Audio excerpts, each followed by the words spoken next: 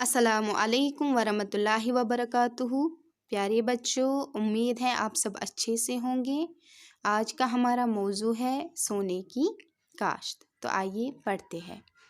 महमूद एक नाई था। वो एक गांव में रहता था। वो हमेशा गायब दिमाग रहता था। एक दफ़ा एक गाहक के बाल काटते हुए उसने उसकी भौहें काटी, इसलिए लोग उसके पास बाल बनवाने के लिए नहीं जाते। कहते हैं कि महमूद जो था वो एक नाई, एक बार्बर था। वो एक गांव में रहता था, लेकिन वो हमेशा गायब दिमाग यानी एब्सेंट माइंडेड रहता था। कहते हैं कि एक दफ़ा उसके पास एक गाहक, एक कस्टमर आता है बाल कटवाने के लिए, लेकिन वो गलती से उसके बाल के बजाय उसकी भौहें काटता है, यानी उसकी आईब्रो काट डालता है। महमूद की बीवी जानती थी कि वो कोई भी काम ढंग से नहीं कर सकता था। एक दिन उसने महमूद से बादशाह के महल में जाने के लिए कहा। उस दिन बादशाह की सालगिरह थी। बादशाह उस दिन हर किसी की फरियाद सुनता था। महमूद महल में गया। अब उसकी बीवी जानती थी कि महमूद कोई भी काम ढंग से नहीं कर सकता। उसने महमूद को महल भेजा। उस दिन बादशाह की सालगिरह, उसका जन्मदिन था। तो महमूद जो है वो बादशाह के महल गया। वो हाथ बांधे और गर्दन झुकाए खड़ा रहा। महमूद ने बादशाह से कहा कि वो फरियाद करने आया है।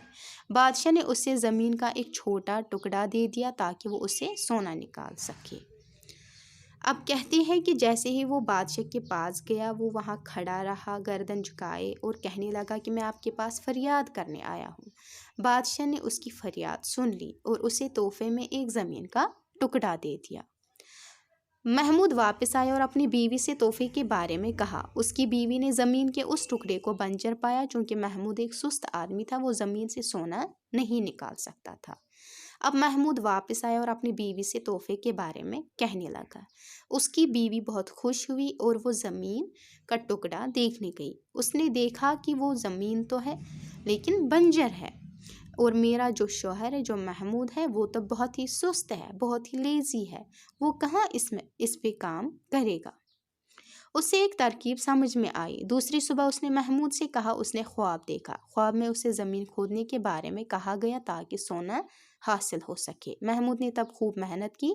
उसने झाड़ियाँ और जंगली घास काटी। उसने ज़मीन भी खोद डाली। अब उसकी बीवी जानती थी कि वो तो सुस्त है, कोई काम ढंग से नहीं करता।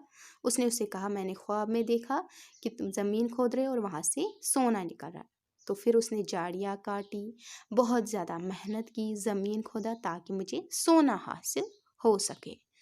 महमूद को सोना न मिलने पर मायूसी हुई। उसकी बीवी ने उसे सलाह दी कि थोड़ी से बीज बोए जाए। महमूद ने बीज बोए और पानी दिया। ज़मीन फसल से लहराने लगी, मगर फसल में सोना न उगा। अब महमूद ने बहुत ज़्यादा मेहनत की, लेकिन वो बहुत ज़्यादा मायूस हुआ। तो उसने अपनी बीवी से कहा उसमें से तो सोना नहीं निकला। तो उसकी बीवी ने उससे कहा मायूस ना हो, तुम उसमें बीज बो दो। तो उसने बीज बो दिए और उसमें पानी भी दे दिया। और कुछ वक्त के बाद क्या हुआ, उसमें एक अच्छी फसल लहराने लगी, लेकिन उसमें सोना नहीं था। उसके बाद महमूद और उसकी बीवी ने फसल काटी। महमूद की बीवी और उसकी फसल को सोने के सिक्कों के एवज में बेच दिया। उसने उससे कहा कि ये उसकी मेहनत का नतीजा है। कुछ वक्त के बाद जब उसमें अच्छी फसल लहराने लगी तो उन्होंने वो काट कर बेच दी। तो उसने फिर अपनी बीवी ने उससे कहा कि ये जो है सब कुछ तुम्हारी मेहनत का नतीजा है। ये सब कुछ जो फसल है तुम्हारी मेहनत का नतीजा है।